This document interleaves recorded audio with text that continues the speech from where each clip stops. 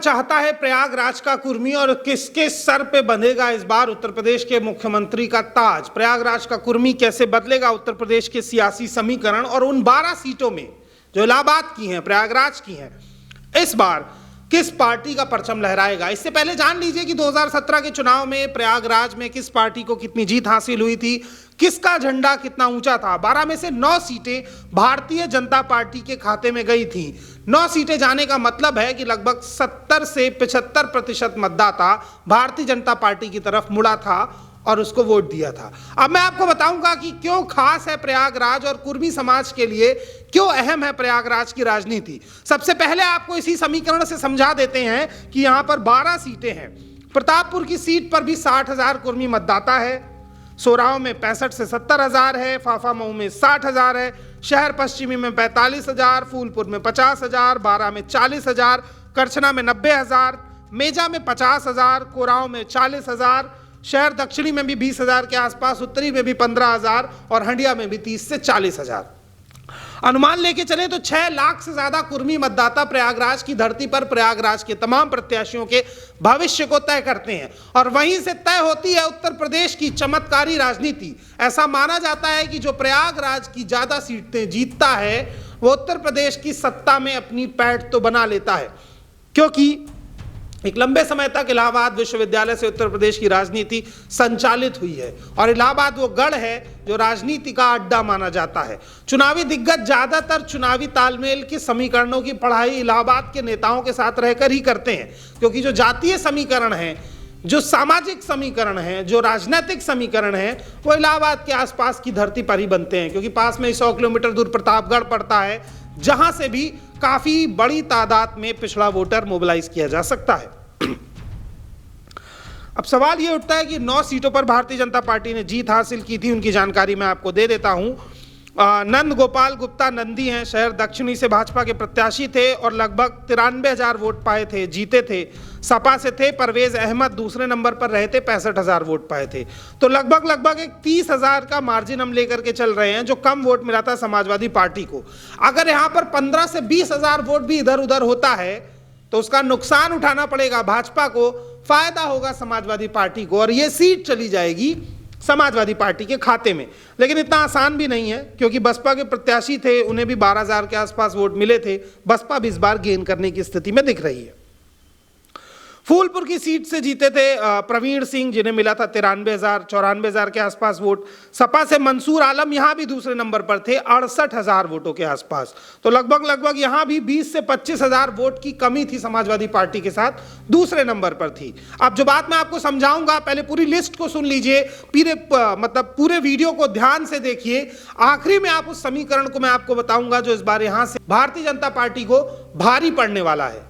उसके बाद हम पहुंचते हैं फाफामऊ। यहाँ विक्रमजीत मौर्य जीते थे, 84,000 के आसपास वोट मिले थे। अंसार अहमद सपा से थे, 58,000 वोट मिले थे। यहाँ भी वही 20 से 25,000 का जो अंतर है देखने को मिल रहा है। और उसके बाद प्रतापपुर से मोहम्मद मुश्तबा सिद्दीकी बसपा प्रत्याशी थे, 66,000 वोट पाकर जीत गए थे। अपना दल एस से करण सिंह प्रत्याशी थे, 64,151 वोट पाए, यानी 3,000 के आसपास वोटों से हारे। तो यहां पर अगर इस बार भारतीय जनता पार्टी को 4 से 5,000 का भी डेंट होता है तो समीकरण इस सीट पर भी बदलेगा। जमुना प्रसाद सोराव से जीते थे, 78,000 वोट मिले थे। गीता देवी बसपा से थी, 60,000 वोट पाके दूसरे नंबर पर रही थी। हर्ष वाजपेयी शहर उत्तरी से जीते थे, 90,000 के आसपास वोट मिला था। और अनुग्रह नारायण सिंह कांग्रेस के 55,000 वोट पाकर दूसरे नंबर पर रहे थे। बसपा तीसरे नंबर पे थी। सपा का यहां सबसे खराब प्रदर्शन रहा था। राजमणि कौल भाजपा प्रत्याशी कोराव से 1 लाख से ऊपर वोट। रामकृपाल कांग्रेस से 46,000, लगभग 50,000 का अंतर। तो यहां भारतीय जनता पार्टी मजबूत है, इसमें कोई शक नहीं है। हाकिम लाल हंडिया से बसपा प्रत्याशी थे, 72,000 वोट पाए थे, जीते थे। प्रमिलाधर त्रिपाठी अपना दल से 63,920 वोट पाए थे, हार गए थे। सिद्धार्थनाथ सिंह शहर पश्चिमी से जीत गए थे, भाजपा प्रत्याशी थे, 86,000 वोट मिला है। ऋचा सिंह सपा से थी, 60,000 पाई, 20-25,000 का अंतर। नीलम करवरिया भाजपा मेजा से जीत गए थे, 68,000 वोट पाए थे। रामसेवक सिंह सपा से थे, 47-48,000 वोट पाए थे। तो 20,000 का मार्जिन यहां भी है। उज्जवल रमण सिंह करछना से जीते थे, सपा प्रत्याशी थे, 80,000 वोट पाए थे। पीयूष रंजन भाजपा से थे, 65,000 वोट पाए थे। भाजपा गेन करने की स्थिति में नहीं दिखती है, तो यहां पर सपा मजबूत है।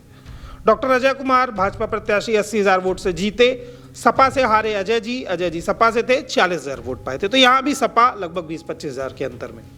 समझा मैं आपको क्या रहा था कि ये जो 12 सीटें इलाहाबाद की हैं, इन पर 6 लाख कुर्मी मतदाता है।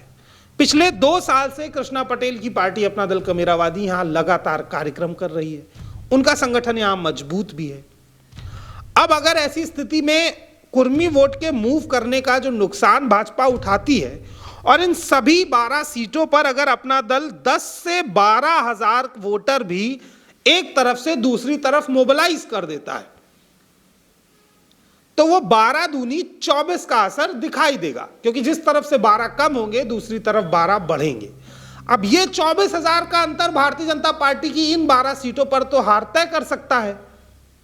सवाल यह भी खड़ा होता है कि यही अपना दल एस का भी जनाधार है, वो भारतीय जनता पार्टी के साथ है। तो अब लड़ाई सीधे तौर पर अनुप्रिया पटेल और कृष्णा पटेल के बीच दिख जाती है कि किसके साथ कुर्मी मतदाता मूव कर रहा है। अब इस लड़ाई में अखिलेश यादव का कृष्णा पटेल के साथ खड़ा होना पिछड़ों को और प्रभावित कर रहा है, क्योंकि भारतीय जनता पार्टी में योगी आदित्यनाथ पिछड़ों का चेहरा नहीं है, पिछड़ों को वहां पर सम्मान नहीं है, ऐसे आरोप तमाम तरीके के विपक्ष द्वारा लगाए जाते हैं। अगर ये सभी आरोप सच है और जनता इनसे प्रभावित है, तो हर सीट पर अगर 10 से 12,000 का मार्जिन मिलता है, तो ये 12 की 12 सीटें इस बार समाजवादी पार्टी के खाते में जा सकती हैं और भारतीय जनता पार्टी के यहां से खाता ना खुले, इसकी भी संभावना है। इसलिए मैं आपको कहता हूं कि क्यों इलाहाबाद का कुर्मी खास है, क्योंकि 1995 से नहीं, 1947 के बाद देश के प्रथम चुनाव से अब तक लेकर इन सभी सीटों पर कुर्मी मतदाता के तौर पर तो मजबूत रहा है, लेकिन चुनाव के बाद उसे अपनी राजनीतिक हैसियत तलाशनी पड़ी, क्योंकि अपना दल एस ने भी इलाहाबाद में ज्यादातर सवर्णों को टिकट दिया। और यह मैं आपसे बार बार कहता हूं कि सामाजिक न्याय पर बनी पार्टियां मनुवाद का विरोध करके, ब्राह्मणवाद का विरोध करके आपका वोट तो ले लेती हैं, लेकिन प्रत्याशी किसी ब्राह्मण और ठाकुर को ही बना के आपके सर पे फिर बिठा देती हैं, ताकि फिर वही मनुवाद आपको पूरा जीवन झेलना पड़े। तो समझिए, महसूस कीजिए और देखिए कि इस बार के चुनाव में सामाजिक न्याय की बात कौन करेगा, सामाजिक समानता और बराबरी की बात कौन करेगा। क्या भारतीय जनता पार्टी को कुर्मी वोट के मूव होने का नुकसान होगा? क्या उत्तर प्रदेश का कुर्मी मतदाता इस बार चाहता है कि इसे बिठाएगा सीएम की कुर्सी पे? सारी अपडेट हम आपको देते रहेंगे, एक एक सीट का समीकरण आपको यहीं से समझाएंगे, कहां कितना मजबूत है कुर्मी और किस पाले में झुकेगा कुर्मी मतदाता, सब कुछ आपको मिलेगा बोलतंत्र पर। लगातार देखते रहिए बोलतंत्र, चैनल को सब्सक्राइब करते रहिए, बेल आइकन दबा दीजिए ताकि आपके पास हर नोटिफिकेशन तुरंत पहुंच जाए और आपको सही अनुमान पता चले कि किस जगह कितना कुर्मी मतदाता मौजूद है। मेरे साथ बने रहिए। मैं फेसबुक पर और ट्विटर पर भी पिछड़े समाज की तमाम खबरें उठाता हूं, आपकी बात रखता हूं, तो राघव त्रिवेदी के नाम से मुझे फेसबुक और ट्विटर पर भी फॉलो कर लीजिए, मेरे साथ वहां जुड़ जाइए। सामाजिक न्याय की इस लड़ाई में एक साथ मिलकर लड़ेंगे। धन्यवाद।